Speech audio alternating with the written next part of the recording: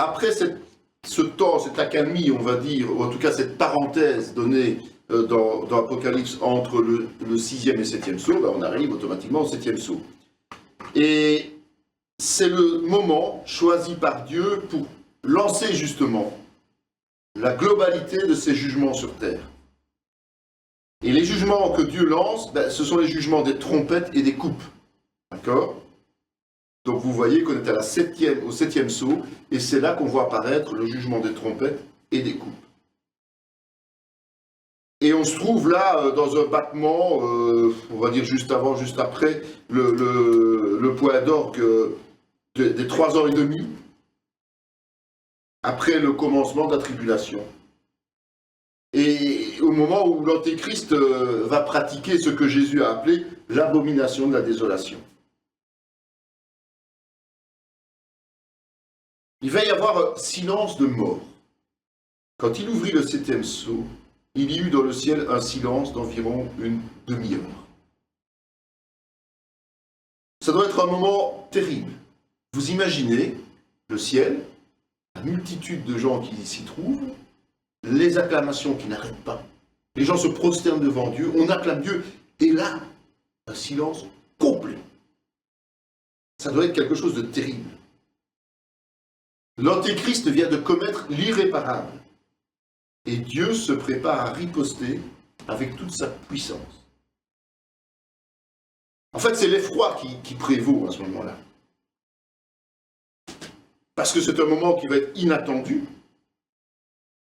Mais c'est celui qu'on prophétise depuis longtemps et que l'on appelle le jour de l'Éternel. Vous verrez plusieurs passages bibliques qui en parlent.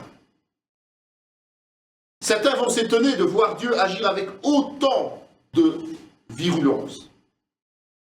Parce que on est parti sur le principe que Dieu est amour, mais selon le concept de l'amour de l'être humain. Mais aimer, ce n'est pas fermer les yeux sur les péchés des hommes, mais c'est les réprimander dans le but de les ramener, si possible, dans les voies du salut. Et en ce temps de tribulation, ça reste la volonté de Dieu, la motivation. Dieu ne veut pas qu'un seul meure, rappelons-le quand même. Il veut que tous soient sauvés.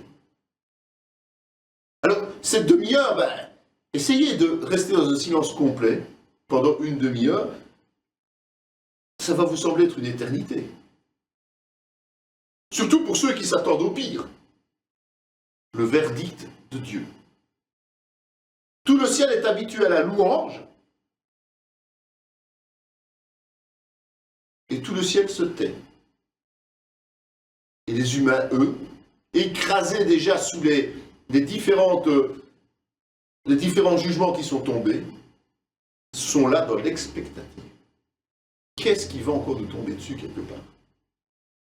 Lorsque Josué eut parlé au peuple, les 7 sacrificateurs qui portaient devant l'Éternel les 7 trompettes retentissantes se mirent en marche et sonnèrent des trompettes. L'arche de l'alliance de l'Éternel allait derrière eux. Les hommes armés marchaient devant les sacrificateurs qui sonnaient des trompettes, et l'arrière-garde suivait l'arche. Pendant la marche, on sonnait des trompettes. Josué avait donné cet ordre au peuple: vous ne crierez point, vous ne ferez point entendre votre voix, il ne sortira pas un mot de votre bouche jusqu'au jour où je vous dirai. Poussez des cris. Alors vous pousserez des cris. L'arche de l'Éternel fit le tour de la ville, elle fit une fois le tour, puis on rentra dans le camp, et l'on y passa la nuit.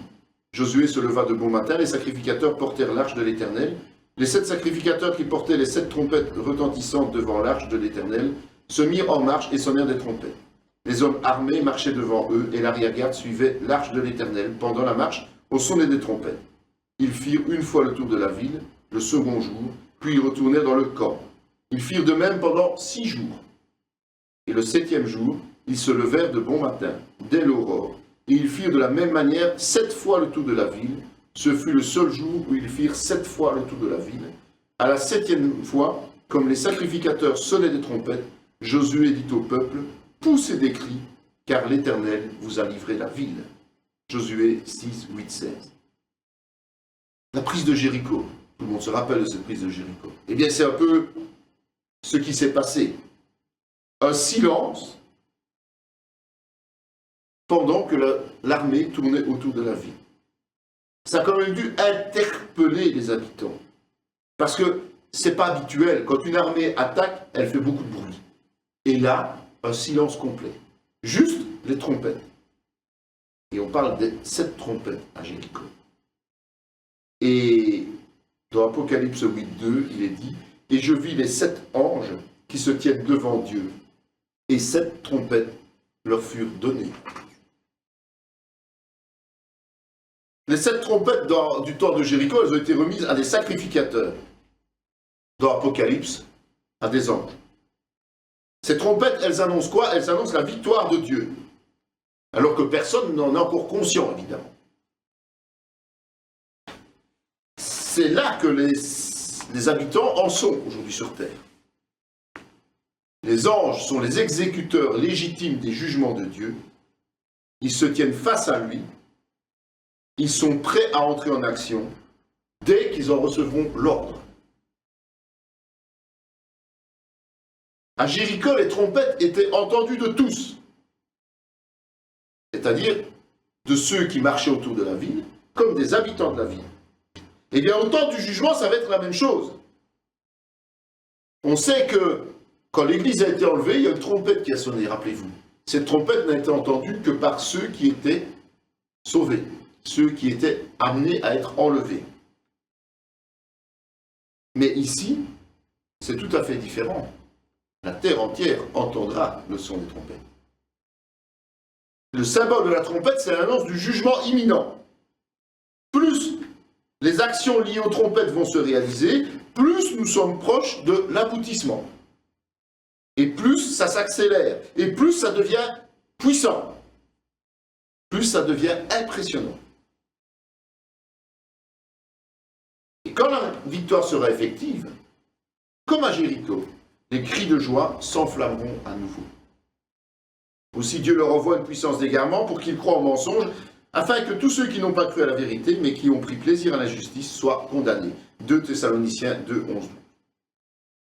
Beaucoup auront refusé la main tendue par Dieu jusqu'à présent.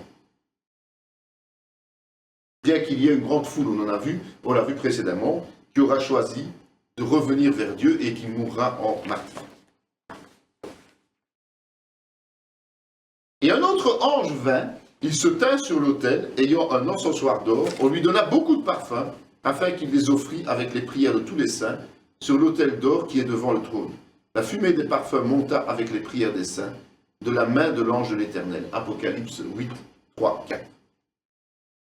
On a parlé des 7 anges qui avaient les 7 trompettes. Et on voit que là, il y a un huitième qui a une autre tâche. Du temps d'Hérode, roi de Judée, il y avait un sacrificateur nommé Zacharie de la classe d'Abia. Sa femme était d'entre les filles d'Aaron et s'appelait Élisabeth. Tous deux étaient justes devant Dieu, observant d'une manière irréprochable tous les commandements et toutes les ordonnances du Seigneur. Ils n'avaient point d'enfants parce qu'Élisabeth était stérile, et ils étaient l'un et l'autre avancés en âge. Or, pendant qu'il s'acquittait de ses fonctions devant Dieu, selon le tour de sa classe, il fut appelé par le sort, d'après la règle du sacerdoce, à entrer dans le temple du Seigneur pour offrir le parfum. Luc 1, 5, 9. Pour offrir le parfum, il faut un encensoir. Or, seul à l'époque de Jésus, et précédemment, seul le sacrificateur était autorisé à utiliser cet encensoir. L'encensoir est le symbole, le parfum qui sort de l'encensoir est le symbole des prières des saints qui montent auprès de Dieu. Voici, j'envoie un ange devant toi pour te protéger en chemin et pour te faire arriver au lieu que j'ai préparé. Tiens-toi sur tes gardes en sa présence et écoute sa voix. Ne lui résiste point, parce qu'il ne pardonnera pas vos péchés, car mon nom est en lui. Mais si tu écoutes sa voix, et si tu fais tout ce que je te dirai, je serai l'ennemi de tes ennemis et l'adversaire de tes adversaires. Mon ange marchera devant toi et te conduira chez les Amoréens, les Hétiens, les Phérésiens, les Cananéens, les Éviens et les Jébusiens, et je les exterminerai. Exode 23, 20. Ils ont tous mangé le même aliment spirituel, et qu'ils ont tous bu le même breuvage spirituel, car ils buvaient à un rocher spirituel qui les suivait, et ce rocher était Christ. 1 Corinthiens 10, 3, 4. En fait, beaucoup pensent, et ça semble correspondre, que cet ange qui tient l'encensoir ici auprès de Dieu est le même qui a été envoyé par Dieu pour accompagner, guider, corriger le peuple d'Israël dans ses pérégrinations. Il était d'ailleurs appelé l'ange de l'Éternel, et on l'appelait le Fils de Dieu, d'accord, comme le confirme Paul. Car il y a un seul Dieu et aussi un seul médiateur entre Dieu et les hommes, Jésus-Christ, homme qui s'est donné lui-même en rançon pour tous. C'est là le témoignage rendu en son propre temps. En fait, entre Dieu et les hommes, il n'existe qu'un seul intermédiaire, Jésus-Christ. Et c'est donc lui qui a été trouvé le seul digne d'ouvrir les sceaux. Et c'est lui qui tient cet encensoir et qui fait monter les prières des saints auprès du Père, puisque c'est le seul qui sert d'intermédiaire. D'accord? Il a cette image d'agneau d'un côté qui fait sauter les sceaux. Il a cette image d'ange qui, aujourd'hui, fait monter les prières des saints auprès du Père. Et l'ange prit l'encensoir, le remplit du feu de l'autel et le jeta sur la terre. Et il y eut des voix, des tonnerres, des éclairs et un tremblement de terre. Apocalypse 8:5. L'ange remplit l'encensoir avec le feu de l'autel. Il le jette sur la terre. C'est un cataclysme qui arrive. Orage, tremblement de terre. C'est la proximité de l'exaucement des prières des saints, c'est-à-dire les martyrs morts en Christ, c'est-à-dire les chrétiens qui ont été enlevés, c'est-à-dire tous ceux de l'ancienne alliance qui sont morts dans la foi. Voici venir de la part du Seigneur un homme fort et puissant comme un orage de grêle, un ouragan destructeur, comme une tempête qui précipite des torrents d'eau. Il l'a fait tomber en terre avec violence. Ésaïe 28:2. Ésaïe dit que cet événement correspond à l'action d'un homme fort, comme un ouragan. Ne vous vengez point vous-même, bien-aimés, mais laissez agir la colère, car il est écrit « À moi la vengeance, à moi la rétribution, dit le Seigneur. Mais si ton ennemi a faim, donne-lui à manger, s'il a soif, donne-lui à boire, car en agissant ainsi, ce sont des charbons ardents que tu amasseras sur sa tête. » Romains 12, 19, 20. En fait, Paul aussi nous exhorte à attendre patiemment le jour de la vengeance en faisant le bien, même envers nos ennemis.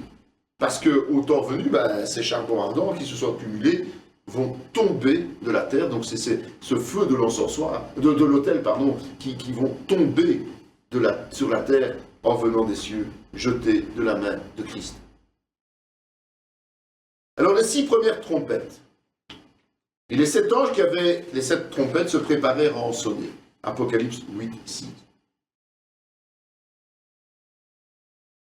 On a déjà signalé qu'au son des trompettes, et particulièrement de la seconde, Satan, chassé du ciel, et on verra tout à l'heure, on en parlera par la suite, va pouvoir donner la pleine mesure de sa fourberie en faisant souffrir ceux qui seront ses fameux compagnons de galère, c'est-à-dire tous ceux qui ont chuté avec lui, lorsqu'ils vont se retrouver ensemble en enfer, au jugement dernier. L'Éternel dit à Satan, « Voici tout ce qui lui appartient, je te le livre, seulement ne porte pas la main sur lui. » Et Satan se retira de la face de l'Éternel. Dans l'histoire de Job, chapitre 1, verset 12, mais aussi lorsque on a vu les cavaliers vont agir durant les condamnations des 6 premiers sceaux, Dieu va limiter Satan dans ce qu'il peut faire. Les 4 premières trompettes vont être une attaque directe à l'environnement terrestre. Les 3 suivants sont des attaques démoniaques contre les habitants eux-mêmes. Le premier sonna de la trompette. Il y eut de la grêle et du feu mêlé de sang, qui furent jetés sur la terre. Et le tiers de la terre fut brûlé, et le tiers des arbres fut brûlé, et toute herbe verte fut brûlée. Donc, la première vague de trompettes, c'est une catastrophe écologique de grande ampleur. Ça peut être nucléaire, ça peut être volcanique, voilà. Mais le tiers de la terre, des arbres, et surtout toute la verdure seront touchés, seront détruits.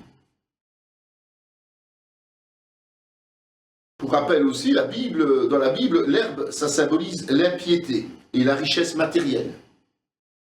Les arbres, ça symbolise l'orgueil, rappelez-vous, avec Nebuchadnezzar. Hein. Donc, ce n'est pas parce que ces symboles sont repris dans la parole que ce sont les hommes qui vont être touchés directement. C'est plus ce qui les environne, c'est-à-dire la nature même qui va être touchée. Parce que si on n'a plus de verdure, on ne sait plus cultiver, et si on ne sait plus cultiver, on ne sait plus s'enrichir. Hein. Voilà, ça veut dire. Donc les hommes sont toujours touchés indirectement, évidemment, mais c'est vraiment la nature qui va être touchée.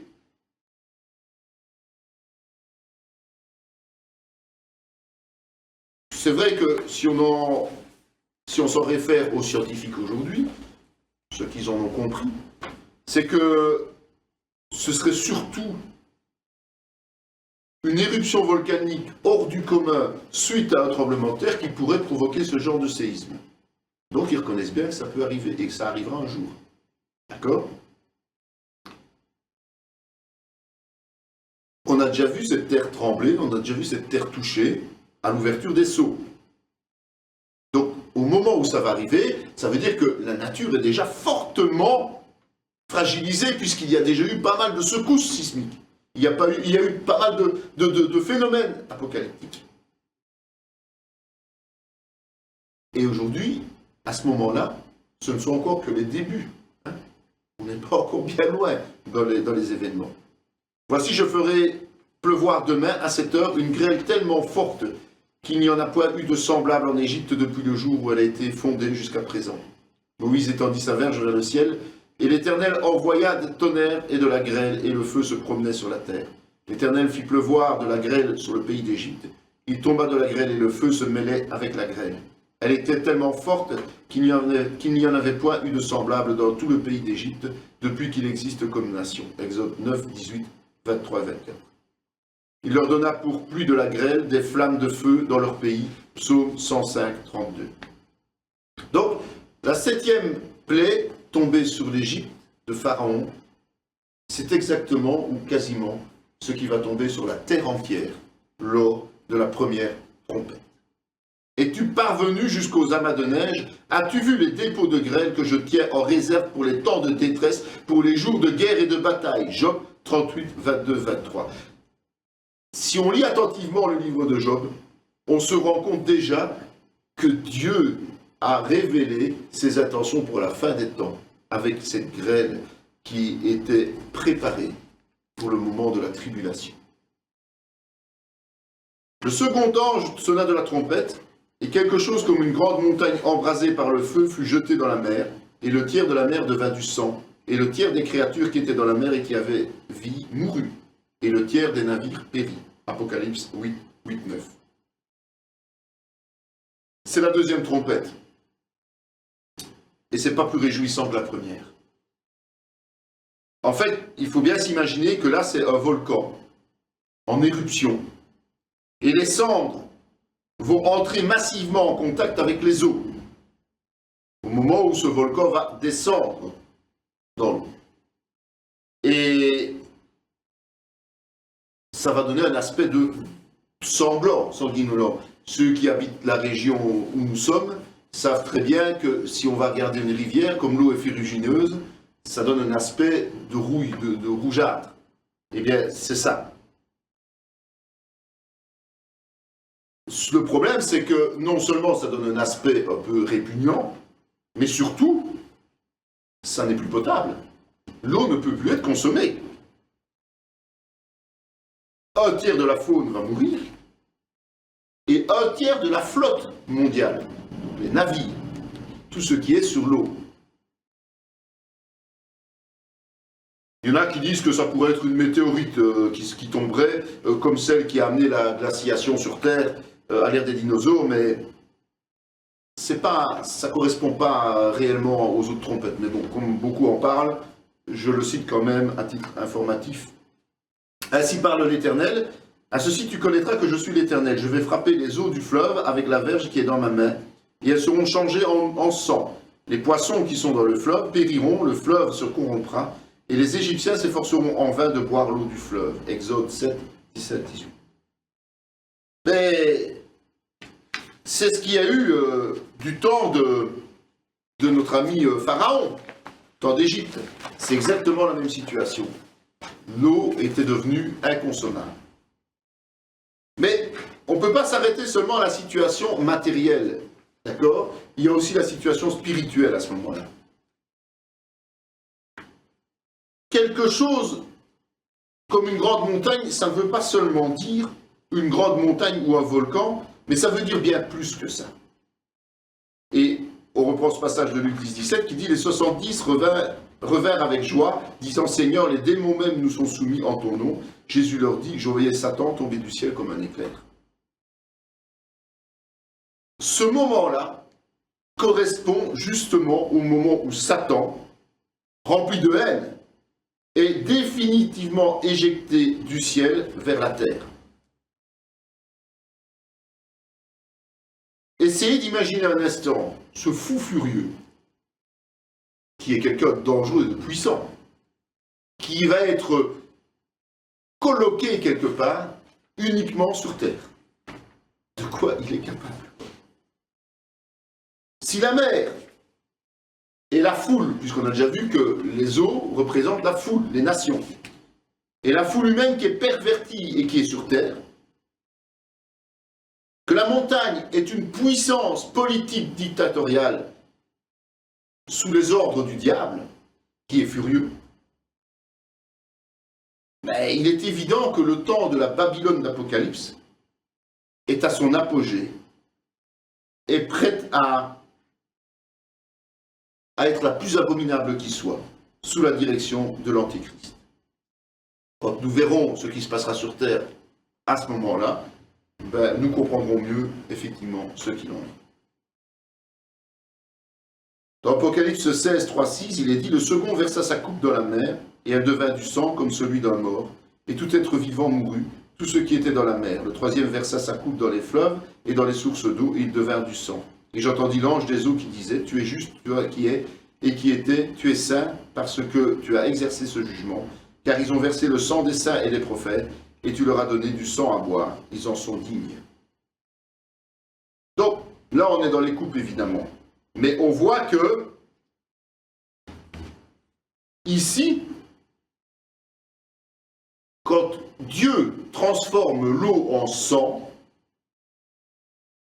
c'est en réponse au sang des saints qui a été versé.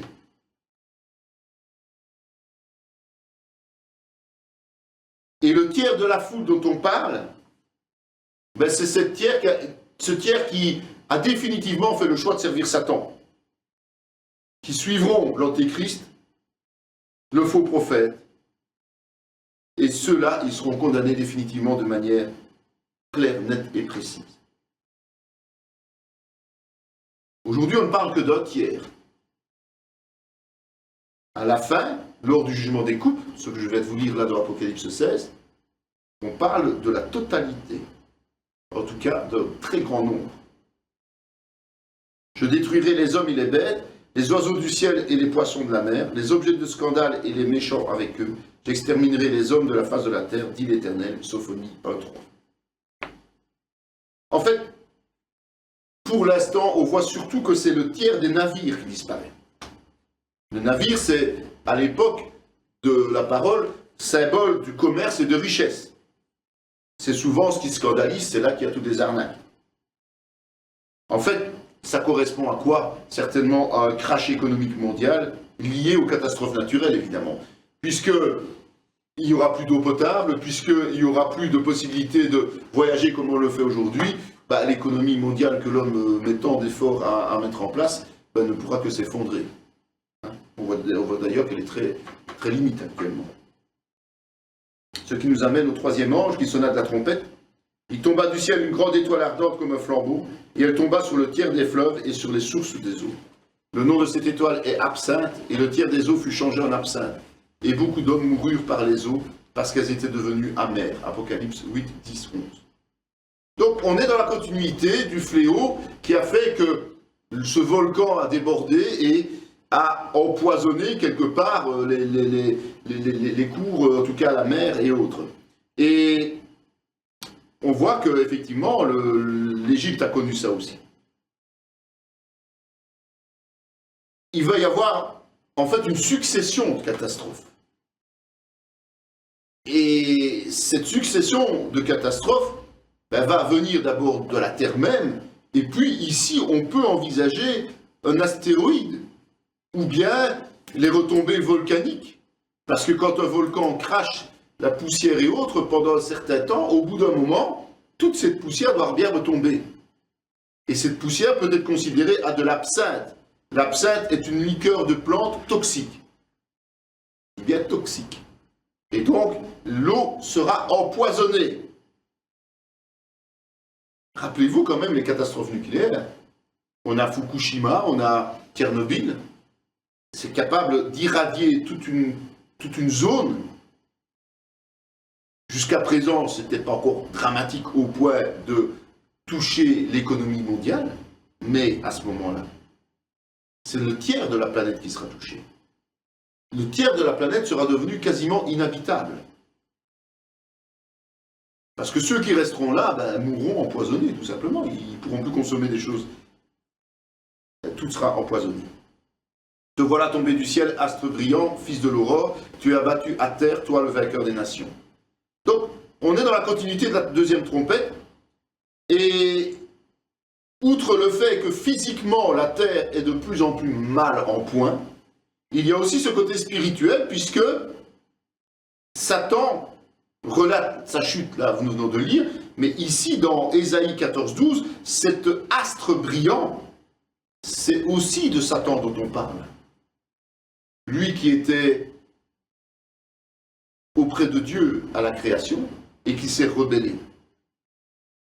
Et donc, la chute de Satan du ciel vers la terre et l'interdiction qu'il a de pouvoir remonter va emballer les fléaux, mais aussi, aussi surprenant que ça puisse paraître, la fureur et l'amertume dans les cœurs des hommes qui sont sous son emprise, évidemment.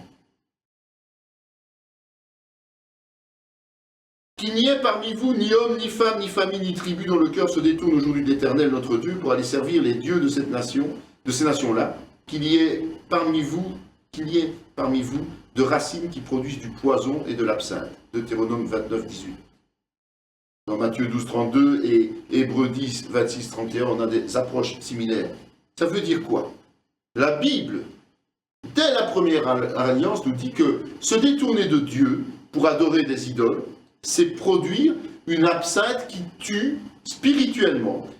Parce que cette absinthe va nous empêcher de faire repentance et de recevoir le salut en Jésus-Christ.